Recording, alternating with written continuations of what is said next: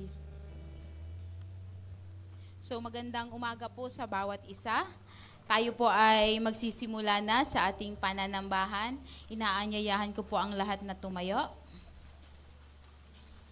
At kung kayo po ay may mga banal na kasulatan, ay makipagbukas po kayo sa akin sa 1 Peter verse 2, 1 Peter 2 verse 1 to 9. Sige po, pasundan na lamang po kung nakita nyo na. Sabi po sa verse 1, kaya't sa paghihiwalay ng lahat na kasamaan at lahat ng pangdaraya at pagpapaimbabaw at mga pananaghili at ng lahat ng panlalait. Gaya ng mga sanggol na bagong panganak ay naisin ninyo ang gatas na walang daya na ukol sa Espiritu upang sa pamamagitan nito'y magsilago kayo sa ikaliligtas. Kung inyong napagkilala na ang Panginoon ay mapagbiyaya, na kayo'y magsilapit sa Kanya na isang batong buhay, na sa katotohanan ay itinakwil ng mga tao, datapwat sa Diyos ay hinirang mahalaga. Kayo rin naman na gaya ng mga batong buhay ay natatayong bahay na ukol sa Espiritu upang maging pagkasaserdoting banal upang maghandog ng mga hain na ukol sa Espiritu na nangakalulugod sa Diyos sa pamamagitan ni Hesukristo. Sapagat ito ang nilalaman ng kasulatan. Narito, aking inilalagay sa Siyon ang isang batong panulok na pangulo, hirang mahalaga at ang sumasampalataya sa Kanya ay hindi mapapahiya. Sa inyo ngang nangananampalataya, siya'y mahalaga. Datapwat sa hindi nangananampalataya, ang batong itinakwil na nagsipagtayo ng bahay, siyang naging pangulo sa panulok. At batong katitisuran at bato na pangbuwal, sapagkat sila ay natitisod sa salita, palibhasa ay mga suwail na dito rin naman sila itinalaga. At sa last verse, sabi po dito, datapwat kayo isang lahing hirang, isang makaharing pagkasaserdote, bansang banal, bayang pag-aaring sarili ng Diyos upang inyong ipahayag ang mga karangalan niyaong tumawag sa inyo muli sa kadiliman hanggang sa kanyang pagilagilalas na kaliwanagan. Purihin po ang Panginoon at pinagpala na po ang kanyang salita sa pagkakabasa nito. At hinihiling ko po si Pastor Aldwin para sa ating opening prayer. Tayo po'y manalangin. Aming Ama na nasa langit, Diyos ng sangkalangitan at sangkalupaan, Panginoon, marami pong salamat sa panibagong araw na ito, sa panibagong hininga na ibinigay mo sa amin, Panginoon, sa pagkakapukaw, Panginoon, sa aming mga kaluluwa, sa aming mga diwa, sa araw na ito, Panginoon, sa pagdadagdag, Ama, ng araw na ito sa aming mga buhay.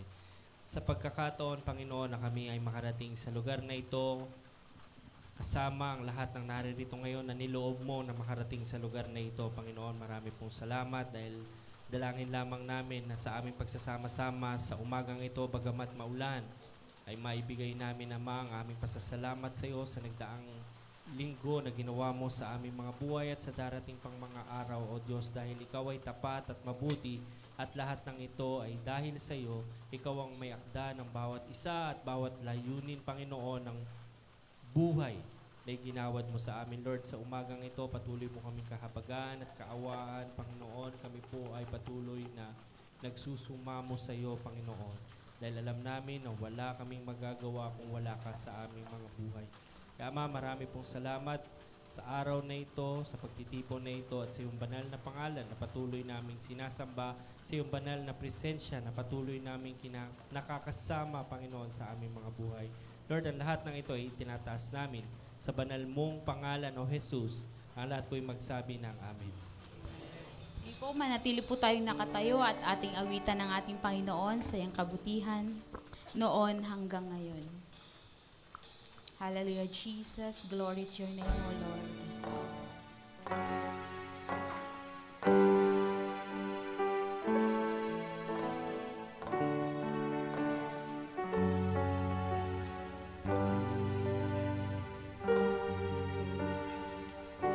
Sa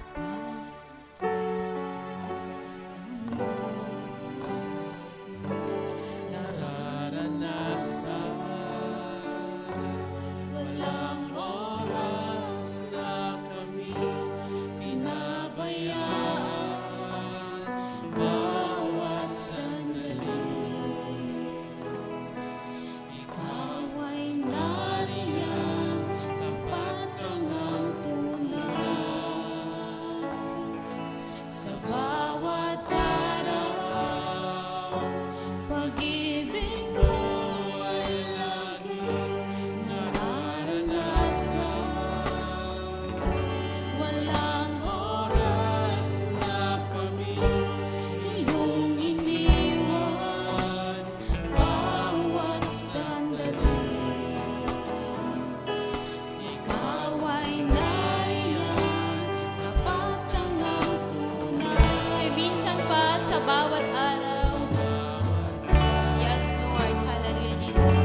Payaya mo ay laging nararanasan.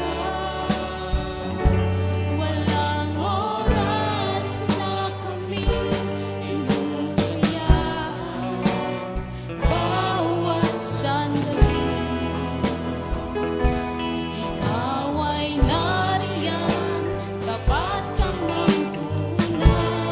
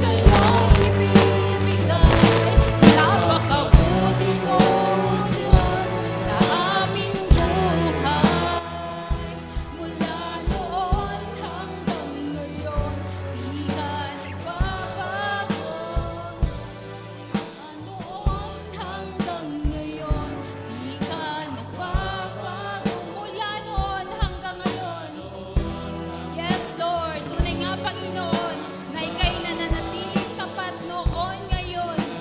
At alam po namin naman na hanggang sa dulo ng sanlibutan nito, ikaw ay mananatiling tapat. Hallelujah, Jesus. Di ka nagbabago at kailanpaman. Hallelujah, Lord. Hallelujah, Jesus. Kaya ikaw na nilikha ng Lord, ikaw na may hininga, purihin mo ang iyong Panginoon. Isigaw mo ang mga papuri na nararapat lamang sa nag-iisang Diyos ng mga Diyos at Hari ng mga Hari. Walang iba kundi ang ating Panginoong Jesus. Hallelujah, Lord. Glory to your name. Glory to the King of Kings. Hallelujah. Sige po, malakas na palakpak para sa ating Diyos na buhay. At tayo po ay manatili pa rin nakatayo para naman po sa pag-welcome ng ating mga bisita. So, meron po tayong mga bisita kasama po ni Brother Ed. So, wini-welcome po namin si Brother Raimundo, Brother Richard, and Brother Ed Sol, Brother JC, Brother Corito, Brother Gary, and Sister Jo, tama po ba? Sister Vivienne, Brother Cesar, and Sis Brother Mamerto. Welcome po sa ating pananambahan sa umagang ito. At tayo pong lahat ay magkamayan. I-welcome po natin ang bawat isa. Awitin po natin ang kapatid. Kamusta ka na?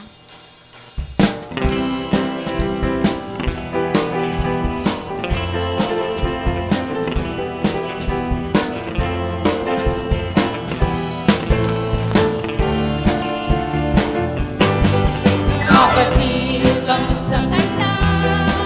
Kapatid sa pananampalataya, kami ay nagagalak na ikaw ay makasama. Nais naming ipanalangin ang iyong mga suliranin upang sa kanyang pagbabalik madatnan niya tayong gising minsan pa. Kamusta ka na, kapatid sa pananampalataya? Kami ay nagdadala na ikaw ay makasama. Nais naming ipanalangin ang iyong mga suliranin upang sa kanyang pagbabalik madatnan niya tayong gising minsan pa. Kapatid, kamusta ka na?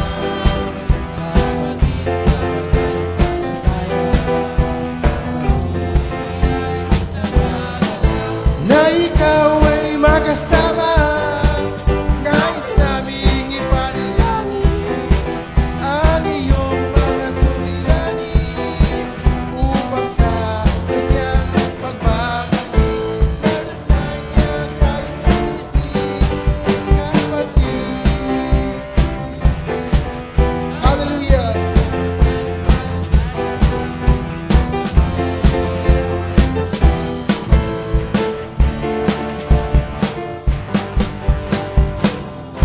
Amen. Good morning. Yan. Amen. Tunay nga na alam ko po na medyo malamig. Tama ba? Amen.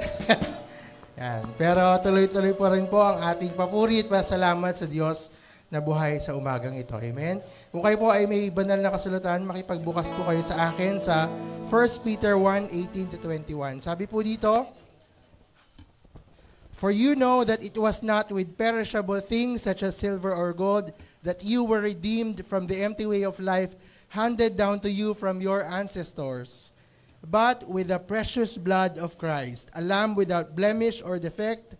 He was chosen before the creation of the world, but was revealed in these last times for your sake."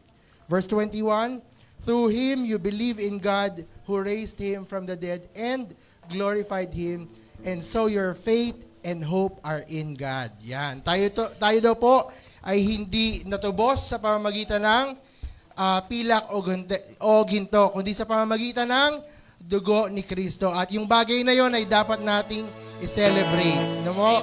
Tayo ay may kaligtasan No, tayo ay hinugasan sa pamamagitan ng dugo ni Kristo. Hallelujah, Jesus. Let's worship the Lord.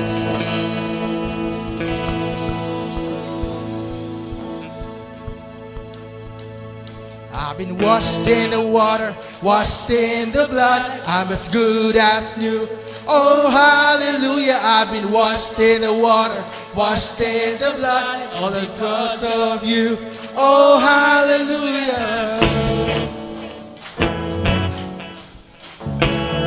Yes, Lord. I'm clean. Sin was stained on me, and shame was running deep. Your love was spilled on Calvary. Oh, hallelujah, I'm clean. And God, how can it be? I'm ransomed and redeemed. I'm standing in your victory. Oh, hallelujah, I've been washed in the water, washed in the blood. Oh, hallelujah, I've been washed in the water, washed in the blood, all because of you. Oh, hallelujah, I'm clean. It's not what I've done, but what you've done for me. You paid it all upon that tree. Oh, hallelujah, I'm clean. Your love has overcome, and your mercy is supreme. Oh, hallelujah, I've been washed in the water, washed in the blood. Oh, hallelujah, I've been washed in the water, washed in the blood, because of you. Oh, hallelujah, I've been washed in the water, washed in the blood. Oh, hallelujah, I've been washed in the water, washed in the blood, all because of you. Oh, hallelujah, I've been washed in the water, washed in the blood, all because of. Oh, hallelujah, I've been washed in the water, washed in the blood. Oh, hallelujah. Shame. And you nailed it to the cross. You got me running out the grave. Yes, Lord. Hallelujah, here I come. Let's sing. 'Cause you took away my sin, and you nailed it to the cross. You got me running through the grave. Oh, hallelujah, here I come. 'Cause you took away my shame, and you nailed it to the cross. You got me running out the grave. Oh, hallelujah, here I come. Oh, hallelujah, here I come. Oh, hallelujah, here I come. Oh, hallelujah, here I come. Yes, Lord, hallelujah.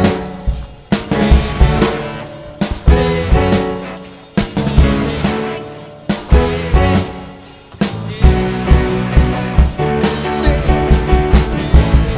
Yes, Lord, hallelujah. Yes, Jesus.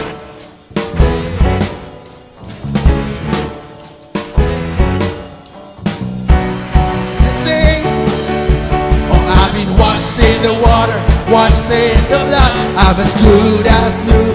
Oh, hallelujah, I've been washed in the water, washed in the blood, all because of you. Oh, hallelujah, I've been washed in the water, washed in the blood, as good as new. Oh, hallelujah, I've been washed in the water, washed in the blood, all because of you. Oh, hallelujah. Yes, Lord, hallelujah, Jesus. Oh, hallelujah.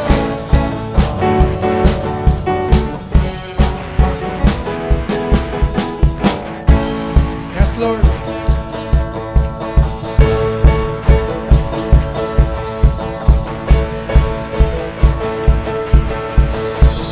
Goodbye, yesterday. I'm living in the light of a new day. I won't waste another minute in my old ways. Praise the Lord, I've been born again.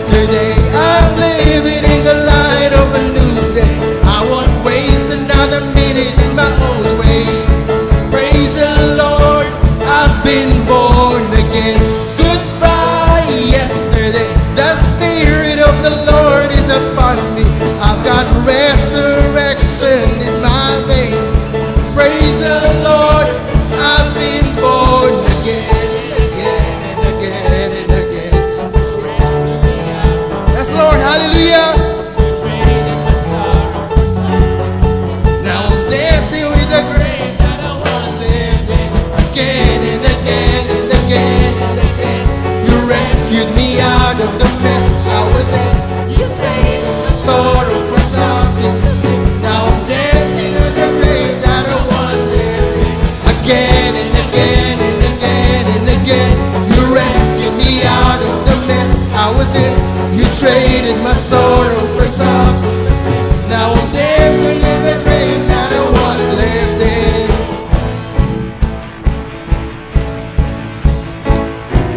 I have decided to follow Jesus.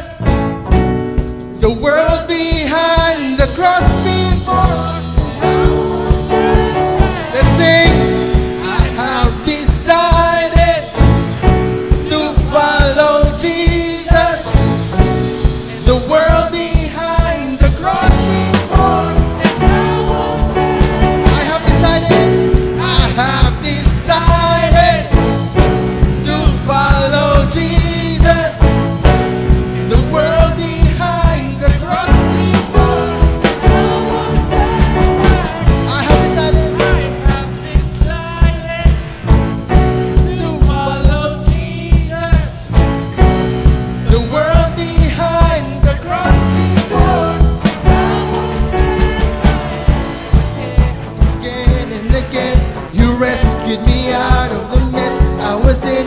You traded my sorrow for something to sing. Now I'm dancing on the grave that I once lived in. Again and again and again and again, you rescued me out of the mess I was in. You traded my sorrow for something to sing. Now I'm dancing on the grave that I once lived in. Again and again and again and again, you rescued me out of the mess I was in. You traded my sorrow for something to sing. Now I'm dancing on the grave that I was lived in. Again and again and again and again, you rescued me out of the mess I was in. You traded my sorrow for something to sing. Now I'm dancing on the grave that I was lived in. Praise the Lord, I've been born again.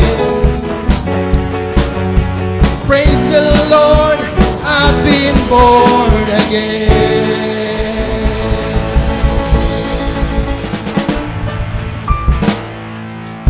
Hallelujah. Amen.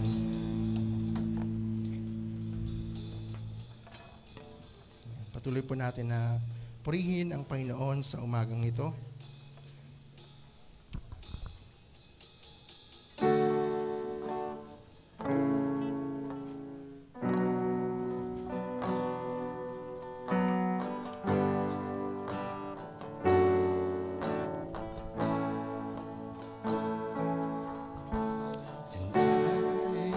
Was a wretch, I remember who I was.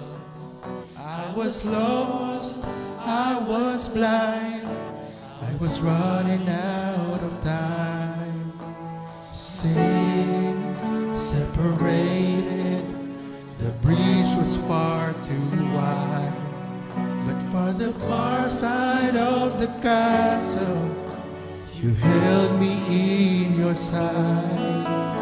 So you made a way across the great divide, left behind heaven's throne to build it here inside. And there at the cross, you paid the debt I owed, broke my chains, freed my soul. For the first time I have hope. So thank you, Jesus, for the blood applied. Thank you, Jesus, you have washed me white. Thank you, Jesus, you have saved my life, brought me from the darkness into glorious light. So you take my place, laid inside my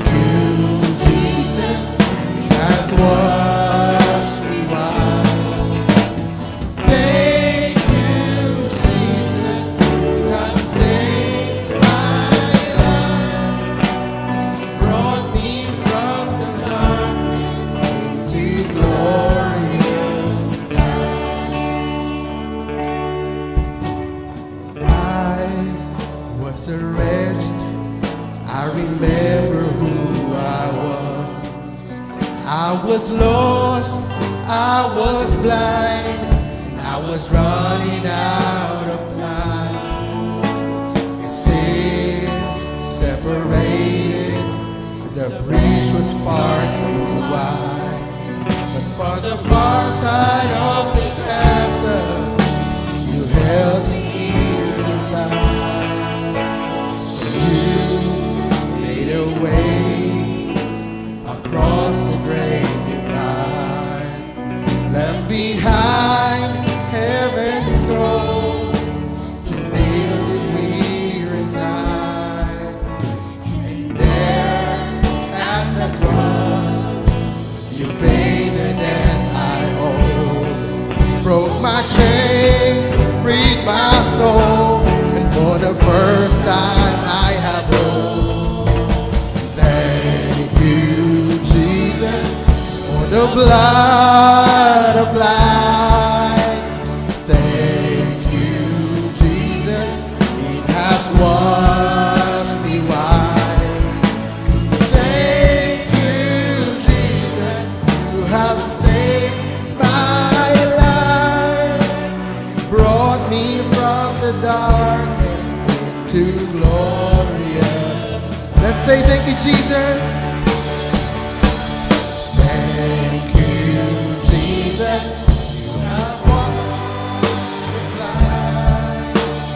Thank you, Jesus, you have washed me white. Thank you, Jesus, you have saved my life, brought me from the darkness into glorious light. Yes, Lord Jesus.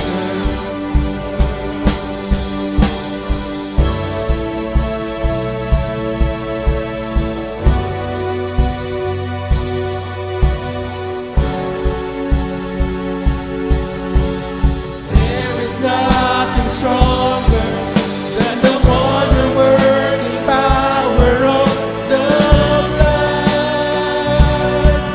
The blood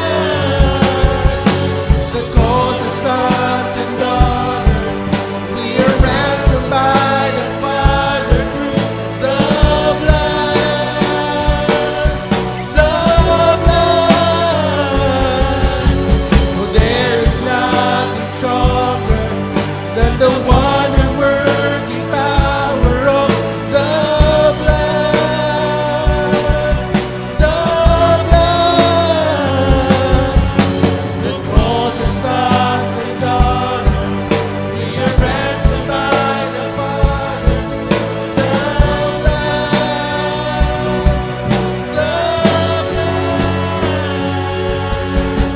Thank you, Jesus, for the blood applied. Thank you, Jesus, it has washed me white. Thank you, Jesus, you have saved my life, brought me from the darkness into glorious light. Let's sing. Thank you, Jesus, for the blood applied. Thank you, Jesus, it has washed me white.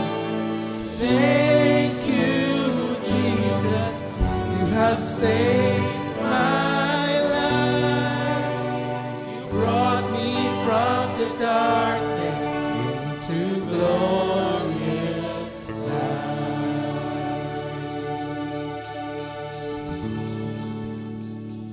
Yes, Lord.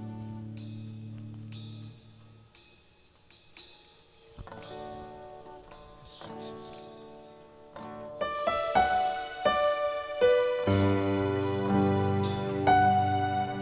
Yes, Lord, hallelujah, Jesus.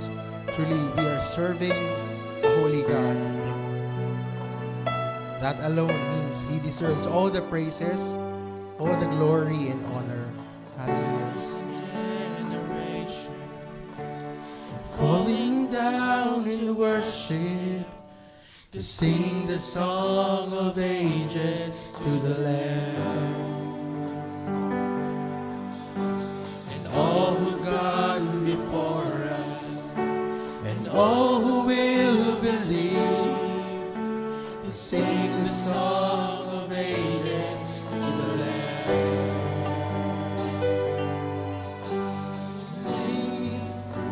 The highest, your name is the greatest, your name stands above them all.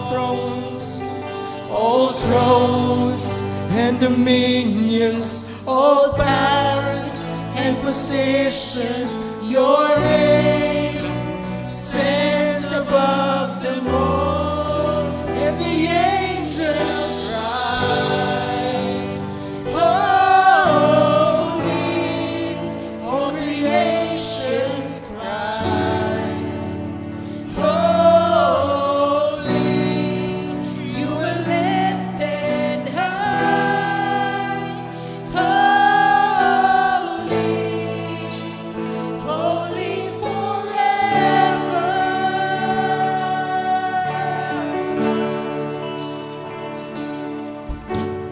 If you've been forgiven, and if you've been redeemed, sing the song forever to the Lamb. And if you walk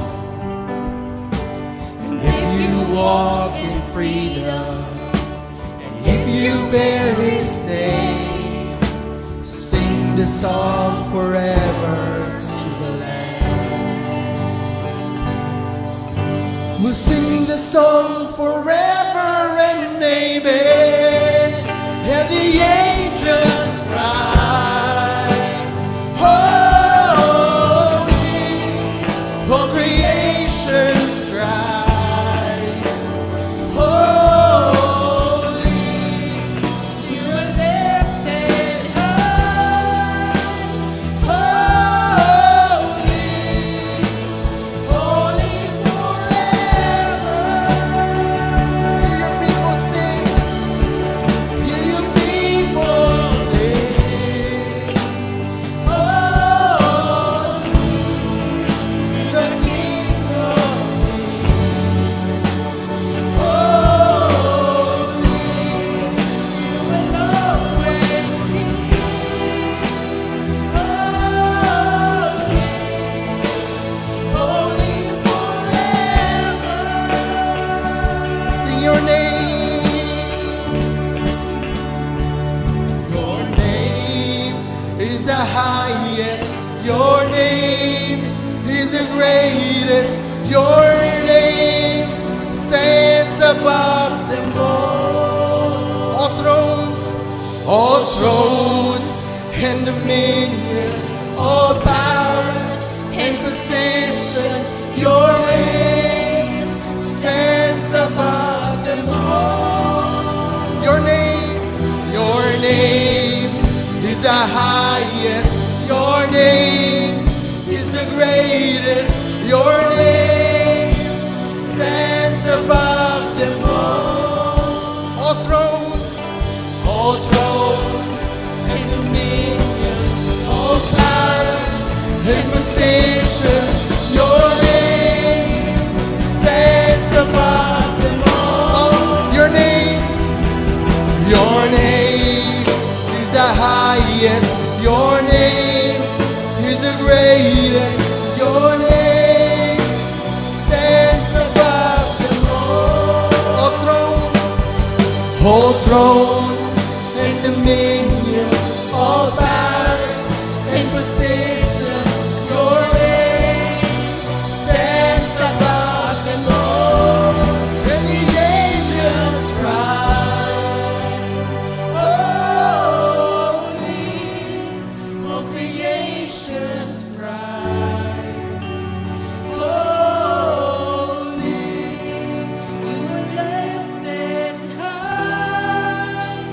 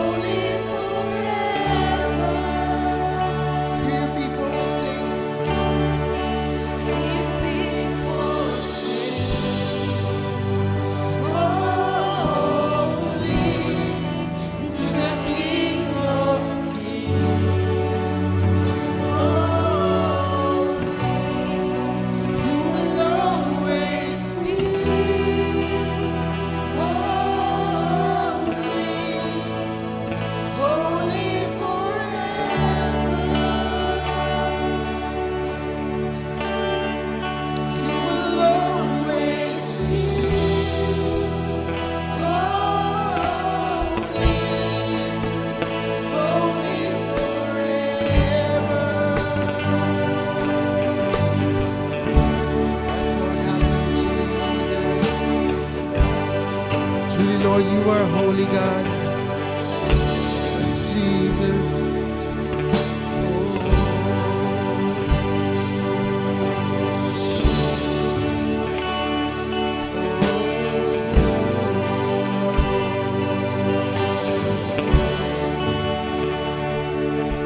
Holy God,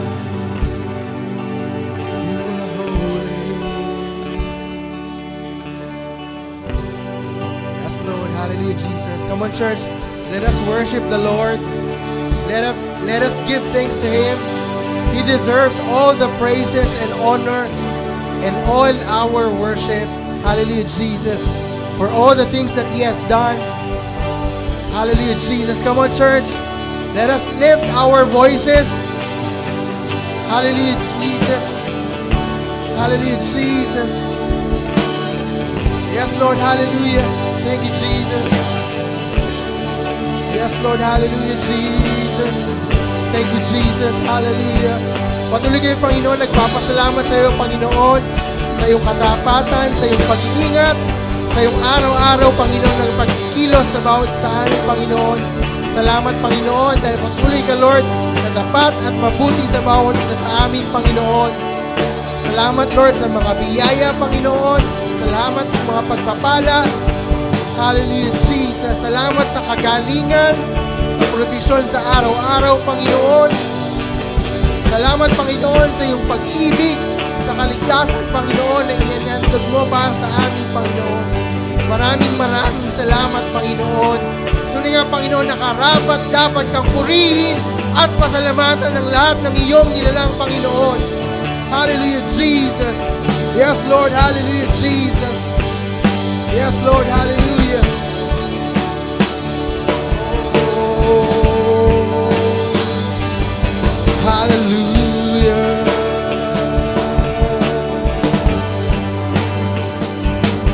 Hallelujah.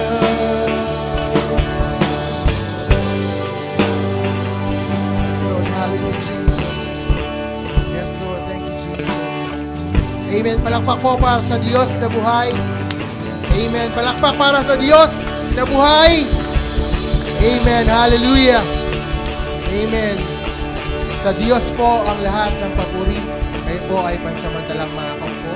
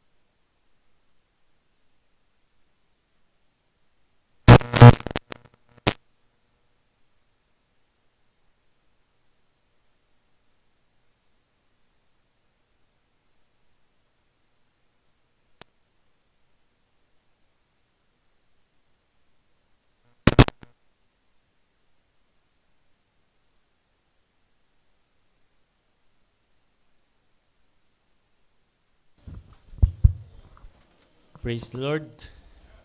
Praise the Lord. Ayan. So, minsan pa po ay hinihiling ko po munang magsitayo muli ang bawat isa. Tayo po ay magbabasa. No? Tayo po ay dadako na sa pangangaral at pakikinig ng salita ng Diyos. Ayan. Dahil nasusulat, hindi lamang sa tinapay nabubuhay ang tao, kundi sa bawat salita na lumalabas sa bibig ng ating Panginoon. Yan. Sige po, kung kayo po ay may Biblia na dapat ay mayroon, yan, buksan po ninyo ang inyong mga Bibles sa ating tema sa buwan na ito, sa aklat na isinulat ni Lucas sa mga gawa, chapter 17. Yan, simulan po natin ulit ito sa verse 22. Handa na po ba ang lahat? Yan. Okay. Verse 22, pababa.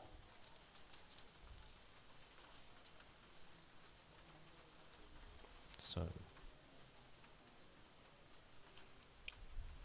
Sabi po rito, kaya tumindig si Pablo sa gitna ng Areopago at sinabi, mga lalaking taga-Atenas, napapansin ko na sa lahat ng mga bagay kayo'y lubhang relihiyoso, sapagkat sa aking pagdaraan at sa pagmamasid ng mga bagay na inyong sinasamba ay nakatagpo din naman ako ng isang dambana na may sulat na ganito, sa isang di kilalang Diyos. Kaya't ang sinasamba ninyo na hindi kilala ay siyang ipinahayag ko sa inyo.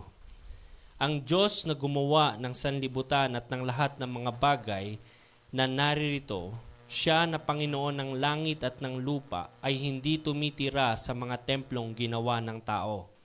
Ni hindi rin naman siya pinaglilingkuran ng mga kamay ng tao na para bang mayroon siyang kailangan.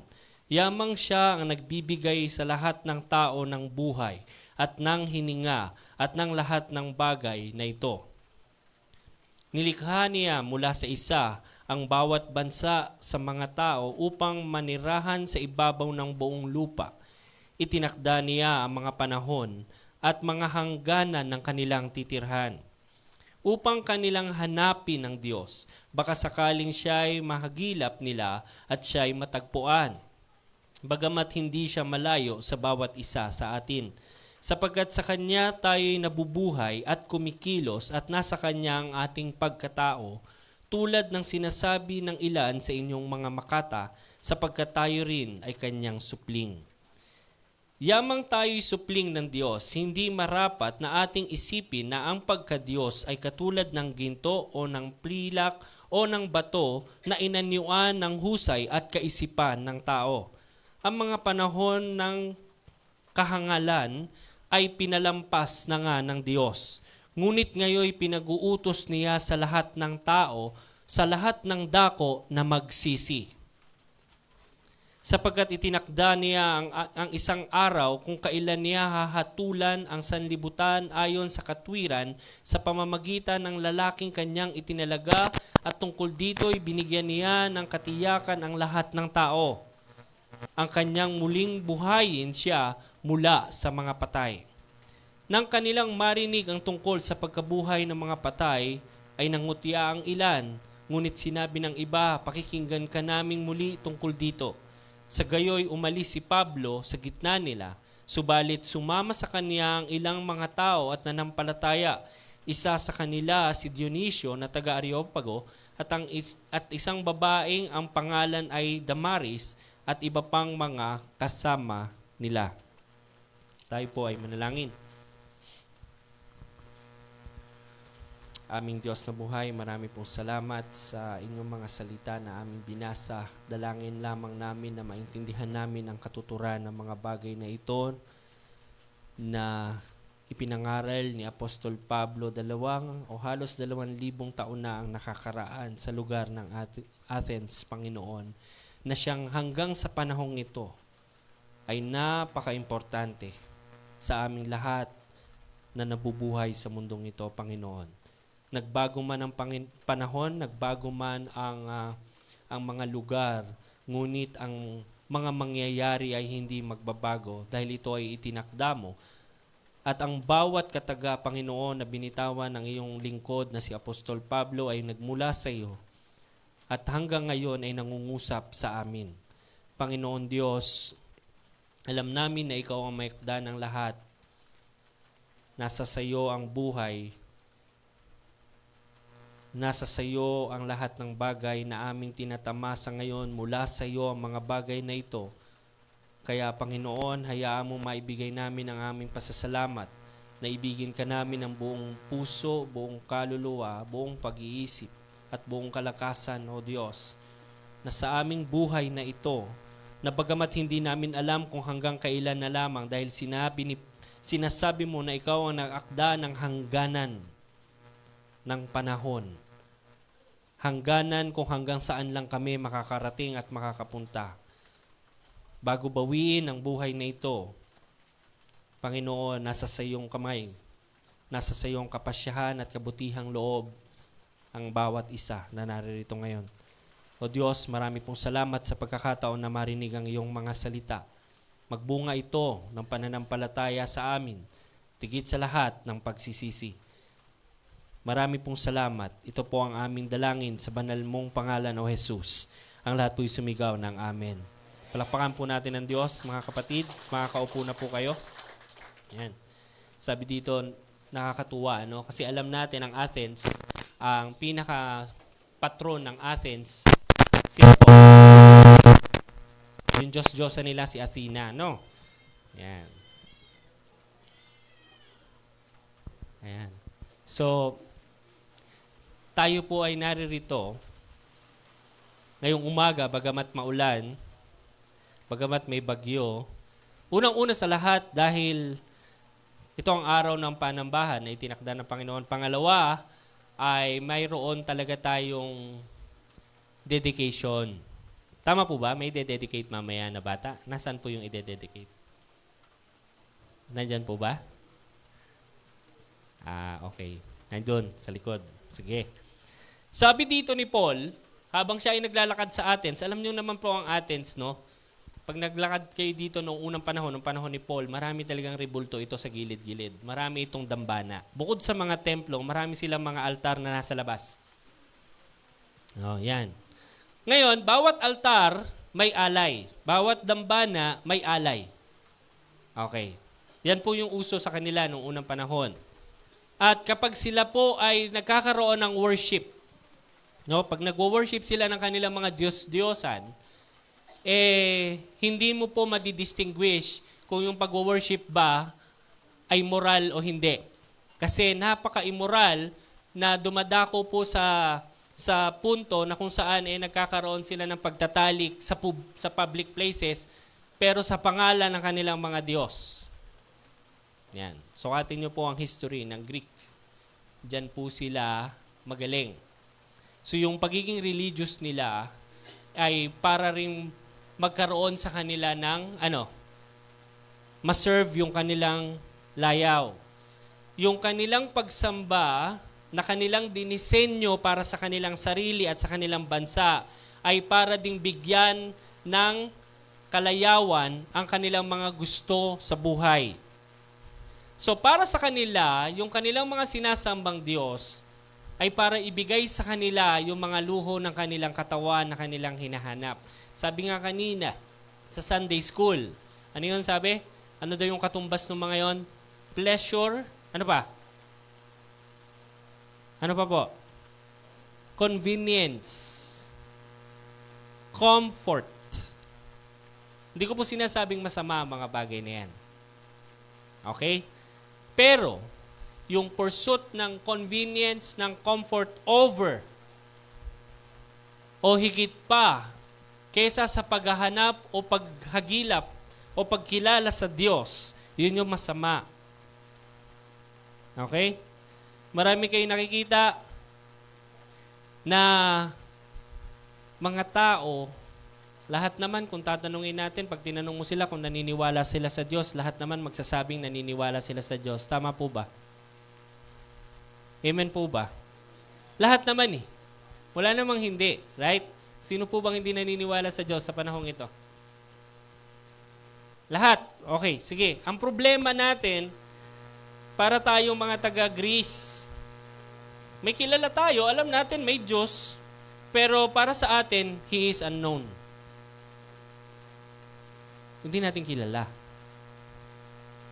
Kasi kung kilala natin, hindi tayo ganito mamuhay. Hindi tayo yung nasusunod. Katulad po dito sa atin, sa church, pag ayaw na natin makinig, ayaw na natin makinig. Tayo nasusunod. Pag ayaw natin pumunta rito dahil maulan, ayaw natin pumunta rito dahil maulan. Oo. Sana nalagpasan na natin yung panahon na kaya tayo naririto dahil kinukuro tayo ng ating mga nanay sa singit at sinasabi sa ating magsimba ka. Sana dumating yung punto na nauunawaan mo kung bakit ka naririto. Kung bakit simula Lunes hanggang Sabado, ganito yung pamumuhay mo at pagdating ng Linggo naririto ka, nauunawaan mo. Kasi kung hindi natin nauunawaan yon, natural, mabubuhay tayo sa kaparaanan na gusto natin, at dahil ang gusto ng katawan ng tao, pleasure, comfort, convenience. Sinong ayaw nun? Kaya lang, may dumadating ang panahon sa buhay ng tao, lalo na kapag ang tao problemado at napapagod na, uupo siya sa isang tabi habang nagkakape at tatanungin niya, hanggang dito na lang ba talaga itong buhay na to? May gulay, 42 years old na ako. Simula yata 20 anyos, ganito na ginagawa ko hanggang ngayon. Hanggang mamatay ba ako, ganito na lang. Natanong niyo na po ba yan sa sarili niyo? Di ba? Sabi ko nung unang linggo at saka nung last week, no? Sabi ng Lord, likhain ng tao ayon sa ating wangis. Pag sinabi pong wangis, ang Diyos po ay espiritu. Wala pong form. Hindi po nakikita. So paano ang Diyos na hindi nakikita ay nagsabi, likhain natin ang tao ayon sa ating wangis. Tingnan niyo yung katabi niyo, invisible ba yan? Yan. Pag hinawakan niyo ba, hangin. Huwag niyo nang pahingahin. Alam niyo, hangin lalabas doon. Kaya lang yung amoy, hindi ko sigurado. So, pag hinawakan niyo yung katabi niyo, solid yan. Hindi yan gas. Tama? Although may lumalabas na gas. Hindi yan gas. Solid yan. Yung Diyos na lumikha sa atin, spirit, hindi nakikita, invisible. So, ano yung sinutukoy niya na kawangisan natin sa Kanya? Ano? Alin? Ano? Karakter. Katuturan. Kung sino siya. Hindi kapangyarihan. Dahil kailanman hindi tayo pwedeng maging Diyos na kagaya niya. Isa lang ang Diyos, magpakailanman. Amen? Hindi siya nagbago noon, ngayon, at magpakailanman, sabi sa Biblia. Siya yung Diyos na nagkatawang tao upang tubusin ang lahat sa kasalanan. Mamaya, babalikan natin yan lahat. So, kung tayo ay nilikha ayon sa wangis ng Diyos, ang ibig niya sabihin, ayon sa kanyang katuturan. Kung sino siya at ano siya. Hindi itsura. Kasi wala siyang appearance. He is invisible. He is everywhere. He is anywhere. Outside of time and space. Okay?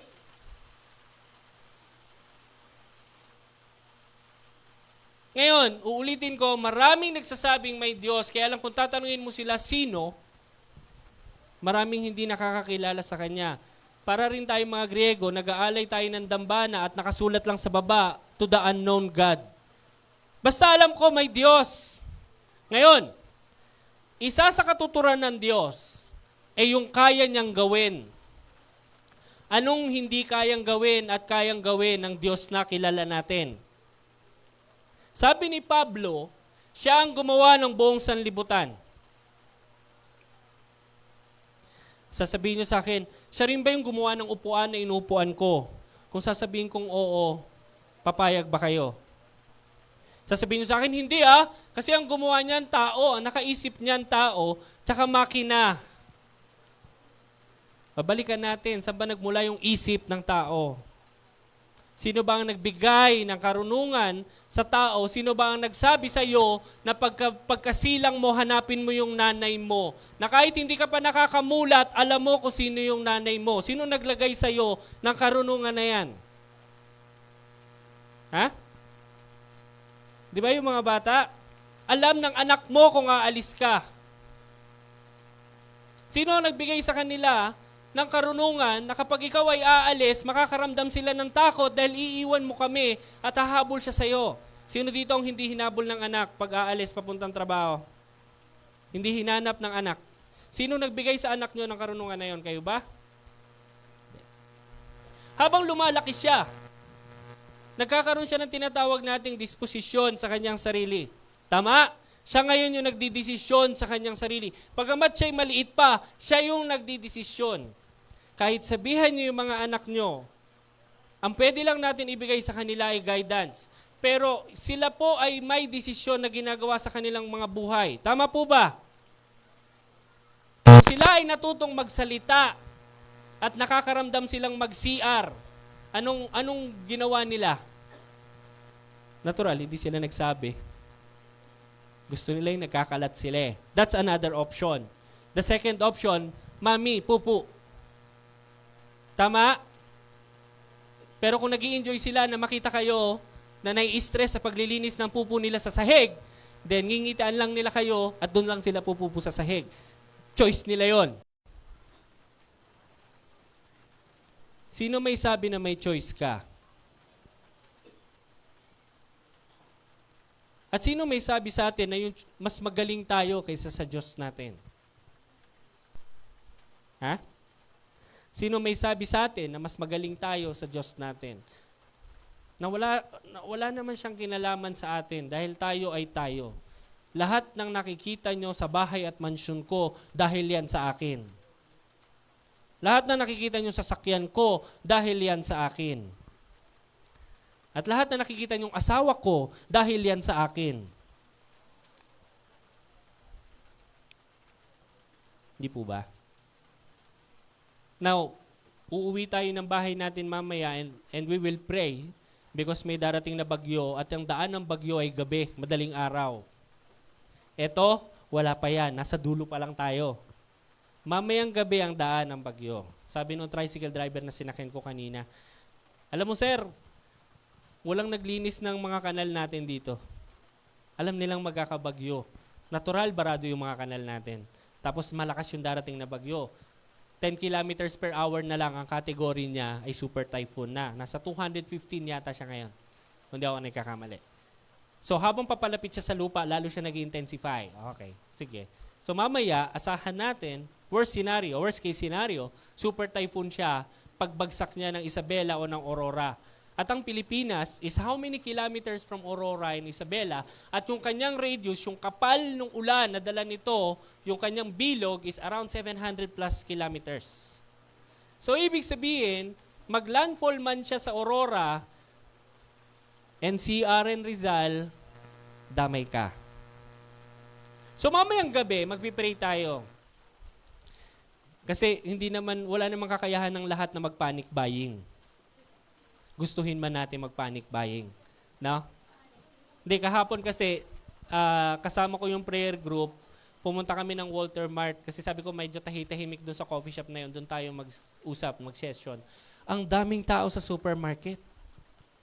Talagang punong-puno yung parking, may mga nag-aabang pa, mga naka-hazard, just because in anticipation of the typhoon, no? Super typhoon kasi ito.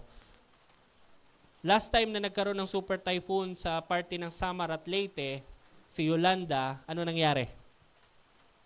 Okay, yung dumaan ngayon sa Cebu, hindi pa siya super typhoon, ano nangyari? Ayan, oo. Meron po tayong mga kapatid dito na pumunta ng Cebu pagkatapos ng bagyo. At merong mga testimony, yung mga taong nakausap nila na talagang mabilis yung pag-akyat ng tubig, yung pag-angat ng tubig. Now, samahan mo pa ng lindol. Oo. Lindol. Sabi ko nga kahapon, earthquake, we have no capacity o kakayahan na mag-detect ng incoming na lindol. Meron po ba? Wala. Wala. Hindi pa na-imbento yan. We can only detect movement, but we cannot predict movement. Yes? Oh. Gusto mo maging siopaw? Mamaya. So, we cannot detect, we cannot predict. Although, we know na meron. Di ba parang Diyos? Alam natin meron, pero hindi natin alam kung kailan siya dadating. Hindi natin alam kung kailan niya ibabagsak yung kanyang katarungan. And all of this happening around us. This is what? Justice. Nakasulat sa Bible yan. This is to call humanity na merong higher power sa atin that we have to adhere, submit. Okay, uuwi tayo mamayang gabi praying to this unknown God. And then, ito ang sasabihin natin sa Kanya, Lord, huwag sanang malakas ang ulan, huwag sanang direktang tamaan yung bahay namin, yung kapitbahay na lang namin kasi mas matibay yung bahay nila. Right? Sana po ay hindi matagal ang ulan, sana hindi bumaha, sana yung mga flood control project maging wag na natin banggitin yan. Okay? Sana po, yeah, right? Puro tayo hingi because alam natin na itong bagyong pag nag-brown out, mainit, malamok. Hindi tayo ngayon sanay matulog na may kulambo. Yung mga bata hindi na sanay ng walang wifi. So lahat ng convenience na yan pag may bagyo nawawala. Andyan pa yung lulusong ka sa baha. May potensyal na ikaw ay mababasa. May potensyal na hindi ka makakatulog dahil malakas ang ihip ng hangin. 200 kilometers may gulay. Sino tumatakbo dito na nakamotor na 200 kilometers per hour? Walang umaamin. Ang pinakamabilis ko lang yata is 150. Sa jet plane, ang tawag dyan is G-force. Yung iba dyan na nahihimatay pag gano'n nakabilis. No? May G-force yan. Tinatawag na G-force. Yung tipong may himatay sila sa sobrang bilis. Now, 200 kilometers per hour, ganun ba siya kabilis? Yung 100 kilometer per hour na takbo mo, mabilis. Yung 150 kilometer per hour na takbo mo, mabilis. Yung tipong hindi mo na malayan, na dumaan sa harapan mo, pero may dumaan pala. Ganon katindi yung hangin. And then yung 200 km per hour na yan, tatama yan sa bahay mo. Ha? Pag hinipan nyo yung kandila, nakakailang ihip kayo bago namatay yung kandila?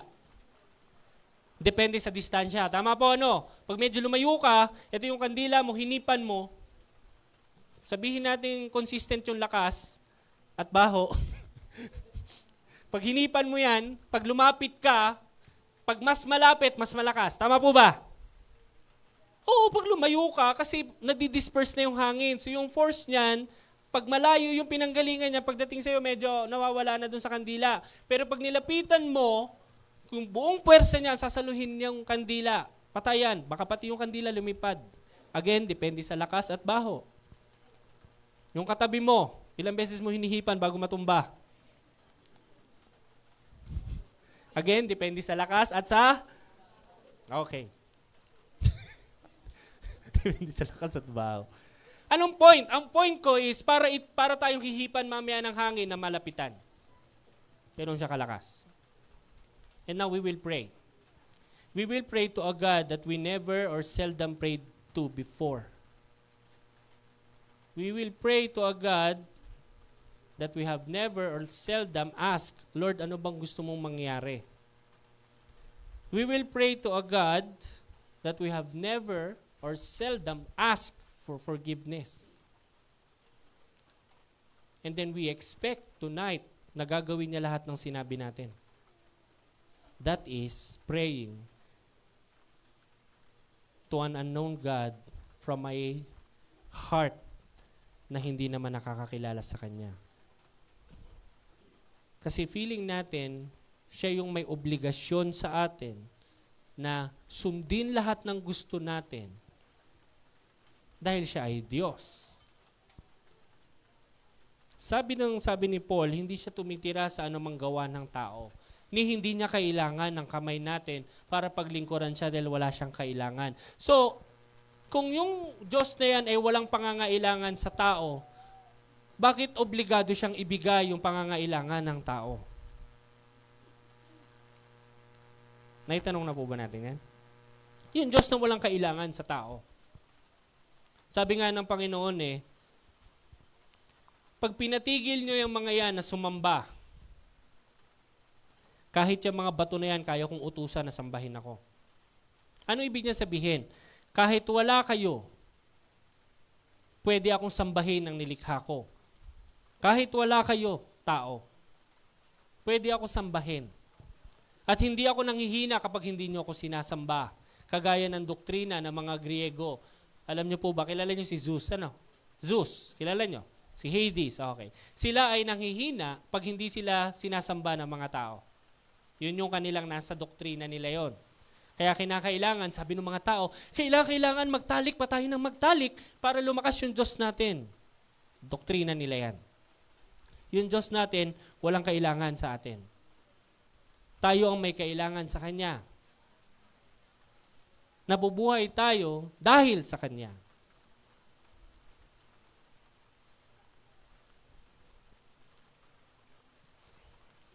Sabi niya rito, ni Paul,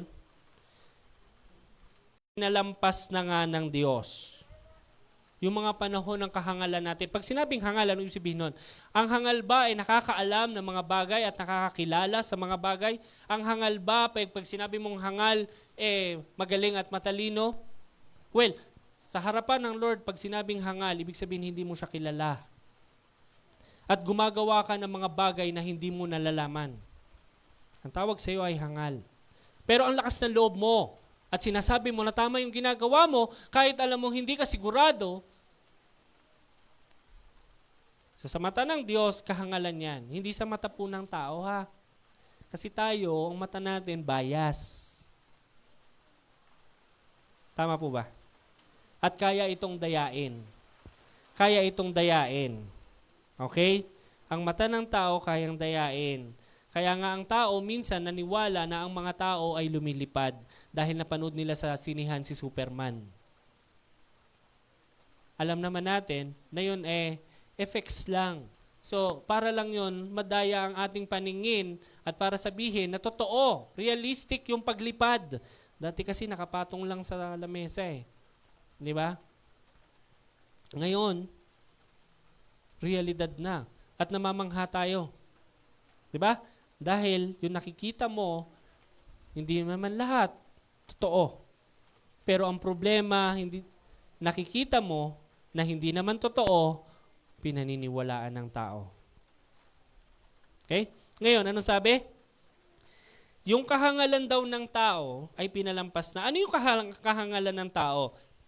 Punta ulit tayo ng verse 29. Yamang tayo supling ng Diyos, hindi nararapat na ating isipin, hindi nararapat na isipin ng tao na ang pagka-Diyos ay katulad ng ginto o ng pilak o ng bato na inanyuan ng husay sa kaisipan ng tao. Ano ibig sabihin nun? Hindi tao ang masusunod kung anong itsura at anong kapangyarihan ng Diyos niya. Hindi pwedeng anyuan ng tao ang bato at ginto at sabihin niya, ito ang Diyos ko at ang kapangyarihan nito, nakakalipad siya, ang kapangyarihan nito, kaya niyang pumigil ng oras, ang kapangyarihan nito, kaya niyang maglakad sa ibabaw ng tubig. Hindi tao ang nagdidikta kung sinong Diyos ang dapat niyang sambahin. So yung kahangalan na yon, sabi ng Diyos, pinalampas niya na yon.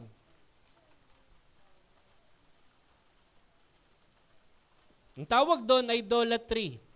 We have idols. Ewan ko kung napanood niyo yung sumisikat ngayon na preacher. Prophet daw siya. Okay? Meron siyang prophecy. Hindi pa siya nakakarating ng Philippines. But when he prayed daw, one of the country na ipinakita sa kanya ng Lord is the Philippines. I think that was October 4, the first time na na-receive niya about Philippines. Ang sabi niya doon, kaya daw nangyayari ito sa Pilipinas at mangyayari pa ang maraming natural disasters until December, sabi niya po is because Philippines, kinakailangan nyo magsisi from your idolatry. Okay. Sabi niya, yung mga lindol daw na nakita niya na mangyayari, will no longer be 7 point something, kundi 8 point something na. Storms and typhoons, marami pa daw. Hindi matatapos yung taon, marami pa. At hindi rin daw matatapos yung taon, violent earthquakes. 8 point something. Ginagawa ito ng Panginoon. Totoo ito. Sinabi niya na ginagawa ito ng Panginoon. I'm not saying totoo yung prophecy na sinasabi niya. Ang sinasabi niya rito is repent because itong ginagawa ng Panginoon is because mahal niya ang Pilipinas. If hindi niya ito gagawin, no one will repent, no one will ask for forgiveness, no one will pray. Kahit totoo naman kung hindi pa tayo dadanas ng kung ano man sa buhay natin, hindi tayo makakakilala sa Panginoon o hindi natin siya hahanapin. As long as malalakas yung katawan natin, feeling natin, hindi tayo nagkakasakit. Mga bata pa yung edad natin, mga Jeprox tayo, feeling natin, mga gangster tayo na anytime kung anong gusto natin gawin, gagawin natin, at wala tayong responsibilidad kahit kanino, feeling natin, hindi tayo mamamatay. Not until sinabihan ka ng doktor, Brad, ang taas ng uric acid mo. Brad, ang taas ng dugo mo. Paano po mawawala? Hindi na. Ano pong gagawin? Hintayin mo na lang. Na magbukas yung butika, bili ka ng maintenance. Totoo, there is a point in time na yung katawan mo will no longer heal. There will be a point in time na ang gagawin mo lang tao, slow it down. Slow it down. There will be a point in time sa edad mo na yung katawan mo, hindi na yan gagaling. At salamat sa Diyos dahil gradual. Sa tingin nyo ba yung inatake sa puso, bigla lang nagkaroon ng sakit sa puso nung araw na inatake sila sa puso? Hindi. Inatake sila sa puso, pero prior sila atakin sa puso, marami na yung simptomas. Meron na silang sakit. Agree? Hindi sila nagkaroon ng sakit ng puso nung araw lang na inatake sila sa puso. Walang ganun. Sasabihin nyo, ang bata pa, traidor talaga ang sakit sa puso. Hindi. Hindi siya nakinig sa katawan niya. Hindi siya nakinig sa doktor niya. Sabi ng doktor niya, Brad, mataas ang dugo mo. Bawas lechon. Lalo na yung galing Cebu. Right? Eh, anong ginawa mo? Pumunta ka ng Cebu. Maraming ano ngayon doon, maraming lechon ngayon doon. Bumaha eh.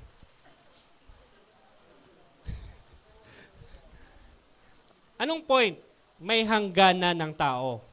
Ang Diyos wala. May hangganan ng buhay mo rito. Bukas makalawa lang, feeling mo gangster ka. Feeling mo immortal ka. Nagmomotor ka, nakataas yung unahang gulong. Galing mo eh. Brum, brum, brum, brum. Tinamaan ka ng truck. Yung motor mo na-repair, ikaw hindi. Sige, nasan yung pagka-gangster mo ngayon? Ha? Nasa gym ka, nagpapalaki ka ng katawan mo. Kada harap mo ng salamin, tinitingnan mo yung muscle mo at sinasabi mong hindi pa, maliit pa. Nabagsakan ka ng 50 kilogram na weight sa ulo. Yung weights buhay pa. Ikaw?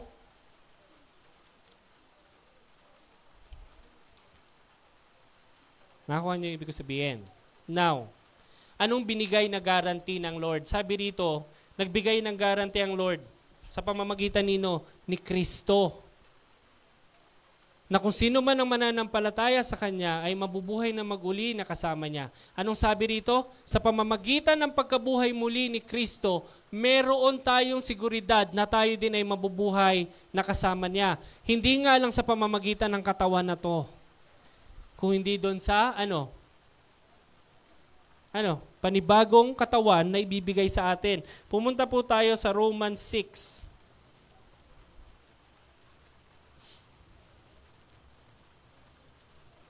Okay, punta tayo Romans 6. Punta muna tayo ng verse 1 pababa.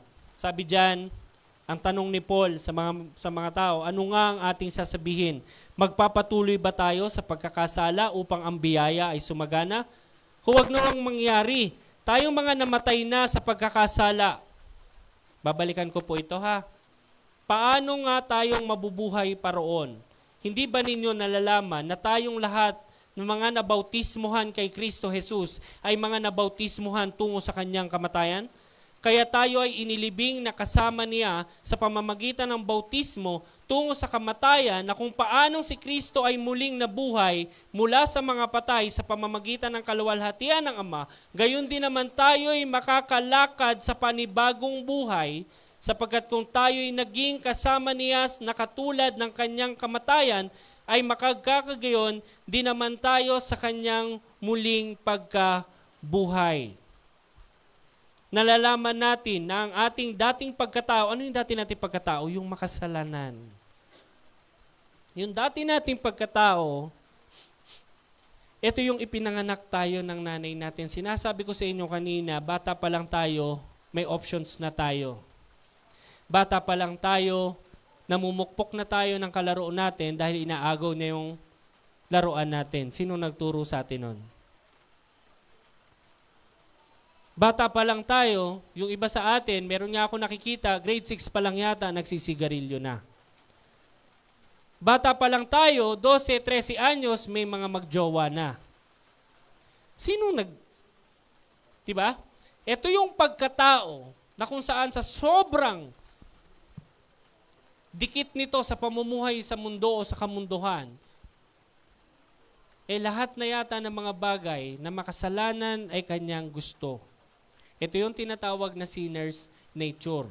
Mas mabilis sa ating gumawa ng kalokohan kaysa gumawa at mag-isip ng kabanalan. Yung Diyos na nagsasalita noon sa atin, I'm sure once upon a time may nagsalita sa inyo, pero pinili nating talikuran yung nagsasalita na yun upang yakapin yung mundo dahil mas mahal natin tong kabilang side kaysa dito sa kabilang side. Tinuturuan ng mga bata na ngayon na kapag narinig nila yung pangalang Jesus Christ, maumay sila kaagad. Di po ba? Oo, dali mo sila sa church. Dali mo sila sa pag-aaral. Dali mo, ipakilala mo si Jesus Christ sa kanila. Anong reaction ng mga bata? Nasaan po yung cellphone ko? Nasaan po yung tablet namin? Magsi-cellphone po kami. Mas kilala pa nila yung cellphone. Mas kilala pa nila kung anong laman ng telepono nila. Now, ito ang problema natin. Yung mga magulang, wala rin namang ginagawa. Bakit? Mas maganda ngayon nananahimik yung anak ko kaysa guluhin ako ng guluhin. So, mag-cellphone ka na lang. Na hindi naman natin namomonitor anong napapanood nila. Tapos once upon a time, sasabihin sa'yo ng anak mo, pardon for my word, you bitch. Bakit? Saan mo natutunan magmura? Hindi naman kami nagmumura dito sa bahay. Ang bait-bait namin ng papa mo. Hello. Sabi ng anak mo, hello. I have my phone, you know. Kahit pananalita, hindi ba kayo nagugulat? Ay, yung mga bata ngayon, hinahanda sila ng kaaway ni Satan para yung mga susunod na henerasyon na yan, wala nang may gustong kumilala sa Diyos. Hindi nyo po ba nakikita? Paano pag sila na yung nandito ngayon sa mundo na to? At lahat sila ayaw nila sa Diyos. Bagamat may alam nilang may Diyos, pero ang tanong nila kasi sa sarili nila, maybe natanong nyo na rin sa sarili nyo dati, ano bang pakinabang ko dyan sa Diyos na yan? Bakit ko ba siya kailangan kilalanin? Obvious naman na mas mahalaga yung success. Obvious naman na mas mahalaga yung pera. Obvious naman na mas mahalaga yung makilala ka. Obvious naman na mas mahalaga na dapat pogi ka. Obvious naman na mas mahalaga na dapat macho ka. Obvious naman yung maraming bagay na nakikita ko na dapat meron ako kaysa sa Diyos na hindi ko man lang nakikita. Anong pakinabang ko dyan? Anong pakinabang ko sa Praise the Lord, Hallelujah? Anong pakinabang ko sa John 3:16? Anong pakinabang ko dyan? Magkakapera ba ako dyan? Well, sabi ng Panginoon, ano nga ba ang pakinabang? Kung ang tao ay magkaroon siya ng lahat ng bagay sa mundo pero mawala naman ang kanyang buhay. Sino man na naghahanap na magkaroon ng buhay ay mawawalan nito. At sino mang handang mawalan ng buhay sa aking pangalan ay magkakaroon nito. At maraming hindi nakaunawa nun. Anong ibig mo sabihin?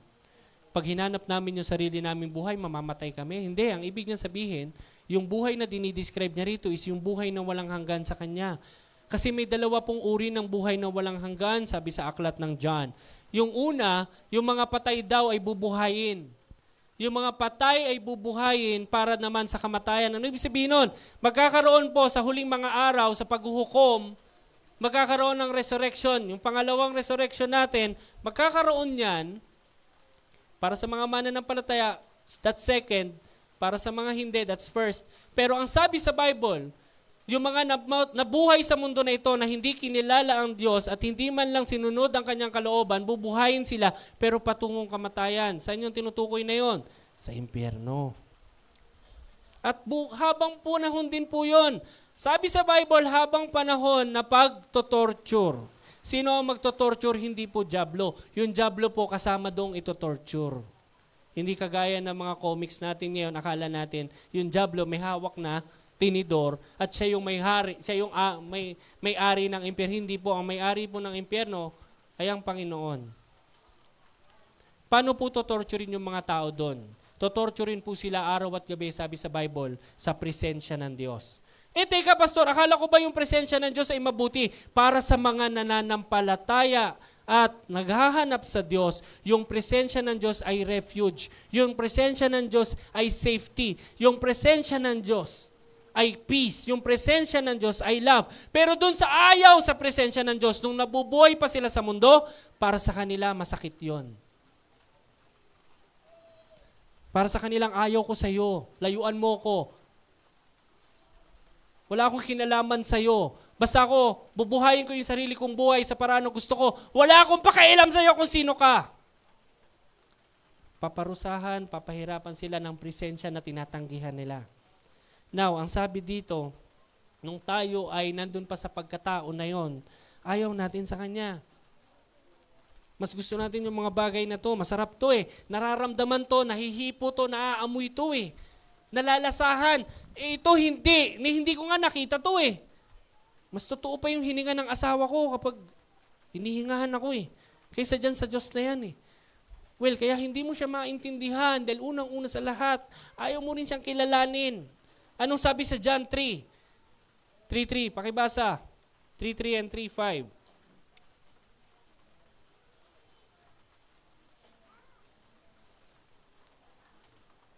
Sumagot si Jesus kay Nicodemo. Si Nicodemo po ay isa sa mga teachers of teachers ng Sanhedrin noong panahon ni Kristo. Sabi niya kay Nicodemo, katotohanan sinasabi ko sa iyo, maliban na ang tao ipanganak na muli ay hindi siya makakakita. Hindi siya makakakita ng kaharian ng Diyos. Never niyang mauunawaan yan. Para sa tao, kahangalan yan. Para sa tao, ang salita ng Diyos, baduy. Para sa tao, ang salita, sabi nga kanina ni Sister G, pangangaral sa bus, mayroong paniningil. Para sa tao, ang salita ng Diyos, paniningil lang yan. Ako, maniningil na naman yan. Kaya yung iba nagtutulog-tulugan. Ginagawa ko yun dati. Pag may umakit na sa bus, may dalang sobre, tulog na ako. Di ba? Kuya, tulog ako. Di ba? Di ba ganun din kayo pag may nakita kayong kakilala noon sa jeep? Tulog. Tinanong ni Nicodemo, paano ako ipapanganak? Ito guru po ito si Nicodemo. Guru ito. Ito ay isa sa kinikilalang opisyal ng Sanhedrin noong panahon ni Kristo. Siya po ay Teachers of Teachers, ang title nito. Pero tingnan niyo yung pag-iisip niya. Hindi niya na yung tawaan kasi nga siya ay nakabalot sa physical at material na mundo. Tingnan mo tanong niya, paano kami ipapanganak? Matanda na ako. Papasok ba ulit ako sa nanay ko? Kaya lang, patay na yung nanay niya rito eh. Matagal nang patay yung nanay ni Nicodemo dito. So sana sabi niya sa Lord, paano yun? Wala na akong pag-asa. Yung may mga nanay pa, kausapin niyo na yung nanay, Nay, pasok ako ulit. Tanggapin mo ba ako ulit? Anong sagot ni Lord? 5. Tingnan niyo yung katotohanan. Ganyan kasi sila magsalita eh. Hindi, tayo kasi pinakamaganda. Pag sinabi natin pinakamaganda. Sa kanila, pag sinabing pinakamaganda, maganda. Doble. Okay? Kaya tayo rin may ganun, ganda-ganda mo naman. Ay, ibig sabihin nun, super ganda mo. Yeah? Dinodoble rin natin. Di na napapansin. Parang nito yung Hudyo. Ang ganda-ganda mo naman. Minsan pag naiinis tayo, bobo mo naman. Pardon for my word, right? Dinodoble din natin. Ano ibig mo sabihin? Hindi ka lang first time, 2 times pa. Right? Okay. So, ang sabi ni Lord dyan, katotohanan sinasabi ko sa iyo, Nicodemo, maliban na ang tao ipanganak ng tubig at ng espiritu, hindi siya makakapasok sa kaharian ng Diyos. ang ipinanganak ng laman ay sa laman nga, at ang ipinanganak ng espiritu ay sa espiritu, hindi mo talaga maiintindihan ang espiritu dahil ang isip mo ay laman. Romans 8:7, pakibasa. Romans 8:7. Sapagkat ang kaisipan ng laman ay ano sabi? Galit laban. Hindi mo pwedeng sabihin sa akin, alam kong may Diyos, hindi lang ako katulad mo, pastor, naniniwala rin kaming may Diyos, basta kami, mababait kami, hindi kami nagiinuman, hindi kami pumapasok ng bar, wala kaming chicks, legal naman yung trabaho namin, wala naman kaming flood control project, hindi naman kami kasali doon. Mabait naman kami. Hindi po. Sa mata ng Diyos, yung pag-iisip na laman, automatic yan, laban yan sa Kanya. So, ang tawag ng Lord sa Bible, doon sa mga ganyan, rebelde. Ngayon, anong sabi diyan? Hindi kasi yan nagpapasakop sa kalooban ng Diyos. Ni hindi nga maaari, imposible. Bakit? Hindi nga nila kasi mauunawaan ang sinasabi ng Diyos. So, anong kailangan? Ang tanong ng mga tao, nandun sa Acts 2:38. Tinanong nila si Pedro, anong gagawin namin? Pinanganak kami sa laman. Anong gagawin namin? Ano sabi ni Pedro? At sinabi sa kanila ni Pedro, kagaya ng sinasabi ni Pablo sa Greece, mangagsisi kayo at mga magpabautismo ang bawat isa sa inyo sa pangalan ni Jesus sa ikapagpapatawad ng inyong mga kasalanan at tatanggapin ninyo yung Espiritu na yan na kung saan yung Espiritu na yan ang magpapaliwanag sa inyo ng mga bagay na hindi nyo pa naiintindihan. John 1:12. John 1:12. Anong sabi? Balikan natin yan, 12. Datapwat ang lahat ng sa kanya ay nagsitanggap. Ano yung tinanggap? Yung nasa Acts 2:38 kanina. Ano daw yung tinanggap? Kaloob po yun. Libre. Walang bayad. Lahat ng sa kanya ay nagsitanggap ay pinagkalooban niya sila ng karapatang maging mga anak ng Diyos. Sa makatuwid bagay, ang mga nagsisampalataya sa kanyang pangalan. Lahat ng tumanggap ng Espiritu na yon ay binigyan tayo ng karapatan na maging anak ng Diyos. Sabi sa Bible, tayo po ay co-heirs. Tagapagmana din. Now, balikan ko yung dedication. Ano pong sabi ni Paul? Punta po kayo ng Romans 6. Romans 6, please. Ngayon, talon tayo ng verse 15. Romans 6:15. Sundan niyo po ako.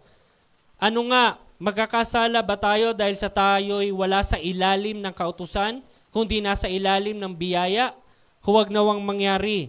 Hindi ba ninyo nalalaman kung kanino ninyo inihahandog ang inyong mga sarili bilang alipin sa pagsunod? Kayo'y mga alipin niya na inyong sinusunod. Maging ng kasalanan tungo sa kamatayan o ng pagsunod tungo sa pagiging matuwid? Ngunit salamat sa Diyos na bagamat kayo'y dating mga alipin ng kasalanan, kayo'y taos-pusong sumunod sa anyo ng aral na doon ay pinagkatiwala kayo. At pagkatapos na mapalaya kayo sa kasalanan, ay naging mga alipin kayo sa paggawa ng matuwid.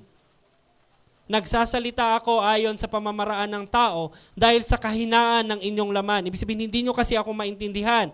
Sapagkat kung paanong inihahandog ninyo ang mga bahagi ng inyong katawan bilang alipin ng karumihan, tungo sa higit at higit pang kasamaan, ngayon naman ay hinandog ninyo ang mga bahagi ng inyong katawan bilang alipin sa paggawa ng matuwid tungo sa kabanalan. Sapagkat nang kayo ay mga alipin pa ng kasalanan, kayo ay malalaya tungkol sa pagiging matuwid. Ibig sabihin, hindi pa kayo o hindi nyo gusto ang pagiging matuwid. Kaya't anungang bunga, mayroon kayo na mga bagay na ngayon ikinahihiya ninyo.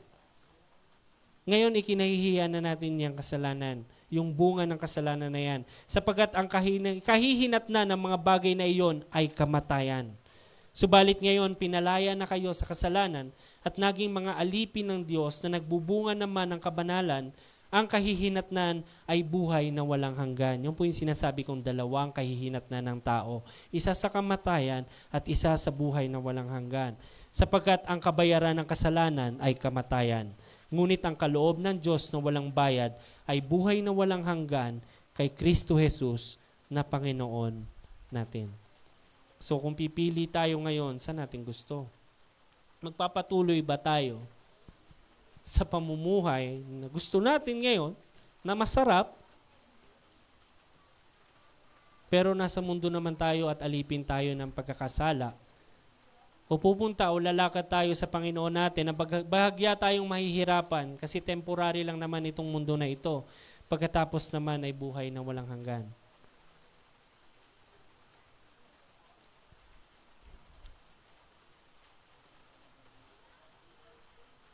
Wala po tayong luxury ng time. We don't. Hindi natin alam kung hanggang kailan na lang tayo. At hindi guarantee ang old age. Hindi na guarantee ngayon ang pagkatanda. Ibig sabihin, hindi lahat ng bata ngayon ay garantisado na magsisitanda. Sa edad na, ilang taong ka na, Tatay Ermo? 80. Sa edad na 80. Hindi guaranteed na iedad tayong lahat ng 80. Hindi po ako nananakot. I'm saying the reality as it is now. Ang average lifespan ng mga Pinoy, 50. 10 years ago, it's 60. Ngayon, it's 50. Tanggalin na natin si COVID. Abnormal yun eh. Outlier si COVID eh. Kaya marami namatay noong panahon ni COVID. Iba yun. Tanggalin natin si COVID. Ang average lifespan ng mga Pilipino, 50 years. Ibig sabihin, yun na yung pinaka matanda na pwedeng mabuhay. Ngayon, kung umidad ka ngayon ng 60, praise the Lord. Pero ang tanong, ano naman ang dahilan ng Lord kung bakit bibigyan ka pa niya ng 60? Ano naman ang mahihita ng Lord sa'yo kung bibigyan ka niya ng 50? Kung bibigyan ka niya ng 100? Kung habang panahon din naman tayo magiging alipin ng kasalanan. Para saan? Di po ba? Kung bakit dinudugtungan ng panahon ng buhay mo, kasi nga babalik ako doon sa kung bakit ka nilikha ayon sa kanyang wangis. Ibig sabihin, part ng kanyang katuturan, yung layunin ng buhay. Bakit ka ba nabubuhay? Ano bang layunin? Diyan ba nakatali lahat ng pagkatao mo sa purpose mo? Nahanap mo na ba yung purpose mo sa buhay? Yung inyo pong specialization, kung ikaw man ay doktor o engineer, hindi yan ang iyong layunin sa buhay. Yes? Pag uwi mo ba ng bahay, dala mo yung trabaho mo? Kasi kung sasabihin mo sa akin ang layunin mo sa buhay ay magtrabaho at mag-provide sa mga mahal mo sa buhay, kawawa naman yung buhay mo. Dahil walang masaya dyan. Yes? Minsan, pag kumikita, masaya. Pag hindi rin kumikita, hindi masaya. Parang negosyo, pag may panahon na paldo, ika nga, masaya, tingnan niyo yung sugal. Pag kumikita daw sa scatter, maganda ang mood. Pag natatalo, ano nangyari? Ang problema, madalas talo eh. Kasi panalo na, tumaya pa, natalo. Pero kahit natatalo, ano nangyayari? Hindi pa rin sila makalaya. Kahit alam nila na mapapahamak sila, hindi pa rin sila umaalis. Ganun tayo sa kasalanan dati. Kahit alam natin mapapahamak tayo, hindi eh. Para tayong namamagnet eh. Maliban na lamang na may Kristo sa buhay mo, hindi mo talaga malalaman. Ang kagalakan ng tao ay nakaangkla sa doon sa layunin na ibinigay sa iyo ng Panginoon mo. Ano yun? Purihin at bigyan mo ng kaluwalhatian ng Diyos mo na yan. Sa paano, sabi ni Pablo, kumain ka man o uminom, ano man ang ginagawa mo, dapat ito ay sa ikapupuri at ikaluluwalhati ng Diyos. Ibig sabihin, yung pamumuhay mo, 24 oras, nakatuon sa pagluwalhati sa Diyos mo at hindi sa sarili mo. Kung alam mo, ibinigay sa iyo ng Diyos mo bahay mo. Kung alam mong ibinigay sa ng Diyos mo yung sasakyan mo, yung mga anak mo, yung negosyo mo, at yan yung nagiging dahilan kung bakit hindi tigilan. Sabi ko nga sa misis ko, kung naniniwala kayo na ibinigay sa inyo yung negosyo na yan, huwag kayong manghina na sara niya ng isang araw. Kung naniniwala kayo na galing sa Panginoon yan, bibigyan niya ng kita ng Lord kahit anong araw. Pero kung yan yung magiging dahilan mo para sabihin mo sa Kanya, Lord, hindi ako lalago kasi hindi ako makaka-attend ng equipping. Kasi kailangan kong asakasuhin yung negosyo ko. Wala kayo sa akin. Dahil ang paghahanda ngayon, hindi sa laman. Kahit may bagyo, kahit may lindol, hindi natin kaya maghanda physically. Wala. There's no way to be ready. There's no way. Kahit sabihin nyo, maghanda kayo ng mga safety bags, maghanda kayo ng mga dilata nyo, there's no way. Dahil pag pumalo ang trahedya, segundo lang yan. Segundo lang yan. Pag nabagsakan kayo ng puno sa bahay nyo, segundo lang yan. There's no way to prepare physically sa kung ano man ang mangyayari sa mundo. That's why wag nyo na kayong maghanda.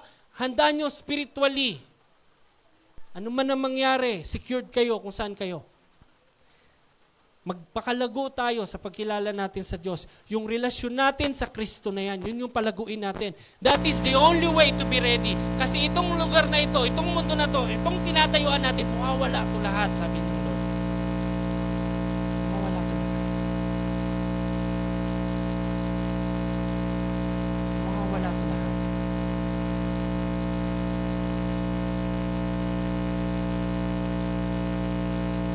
Ang matitira, siya. Ang matitira, kaluluwa mo. Ang tanong sa niyan, pupunta. There's no way to prepare physically. Kahit mag-panic buying tayo. Sabi ko nga kanina, hindi nadidetect ang lindol. So how can you prepare for something na hindi nadidetect? Hindi na pipredict. Hindi na pipredict. Hindi katulad ng bagyo. Alam mo na pipaparating kasi nakikita ng satellite. Lindol, hindi makikita ng satellite. Makikita mo yung fault line. Pero kung kailan gagalaw yan, no one knows. Tama po ba? Bulkan nga, hindi natin kayang mapredict. Pero at least bulkan, nag-uusok muna bago pumutok. Lindol, wala. Walang pasabi yan. Bigla yan. At ang malupit dyan, marami yang komplikasyon. Pag gumalaw ang lupa sa ilalim ng tubig, anong ina-expect natin?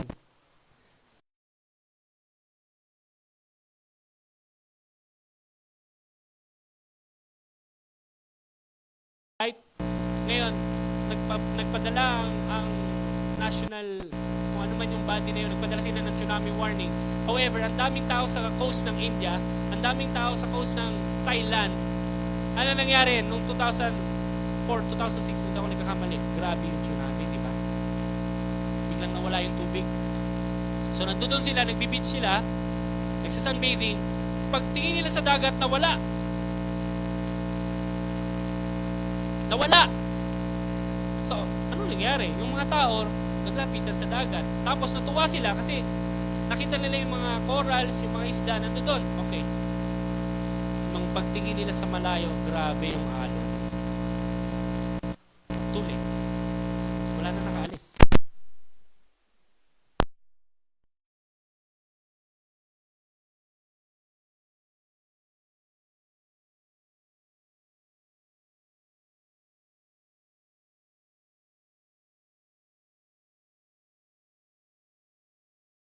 Bahay na yun, tingnan nyo kung gaano kayo kataas. Mula sa ground, gaano katindi yung alon. Saan babagsak yun? Talaga bang makakatakas ka doon? There's no physical way to prepare. Why? Kahit mag-aral kayo mag-swimming. Hindi ako marunong maglangoy, turuan mo ako, bakit may dadating na tsunami? Talaga ba? Kahit marunong ka maglangoy, mabubuhay ka dyan? Pag tama sa inyan, hampas ka sa bato, wala na. Yes? Diba? Ilog nga lang eh. Diba yung ilog, minsan tumataas ang tubig ng ilog? Yes? Sino nakaranas nun? Pag tinamaan ka nun, nadala ka, ang daming bato sa gilid. Ibubangga ka niya dun. Tsunami pa? So kahit gaano kalaki yung salbabida mo, Hindi ko kayo pwedeng sabihin na bumili kayo ng 100 ng salbabida, ibalot nyo sa katawan nyo. Bakit? May tsunami. Talaga ba maliligtas tayo ng salbabida sa tsunami? Di ba? There's no physical way to prepare. All we have to do is hope in Christ. Repent.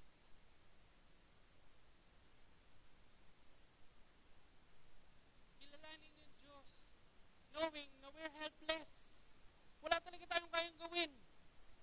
Kung hindi pa siya yung magpapatigil ng dagat at sasabihin niya sa hangganan ng dagat, hanggang dyan ka lang. Yung alon hanggang dun lang, hindi yun susunod yung dagat. Maniwala kayo.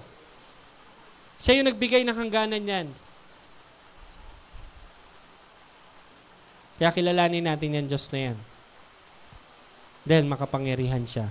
At higit sa lahat, maawain ng Diyos na yan. Tayo ay nasa ilalim pa ng biyaya, mga kapatid.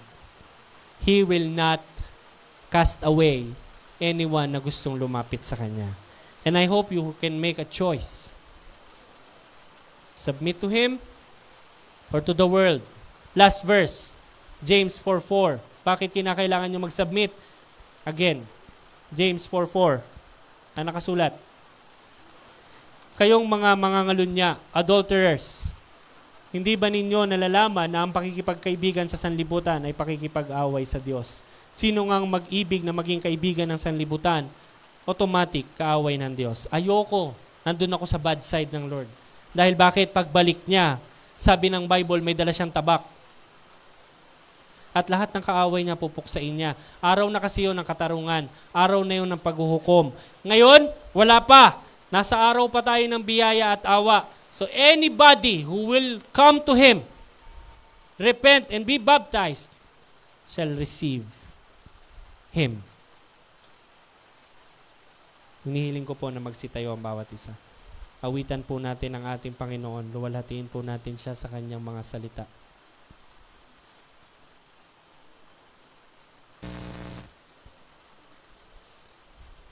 Bago po natin i-dedicate o ihandog ang batang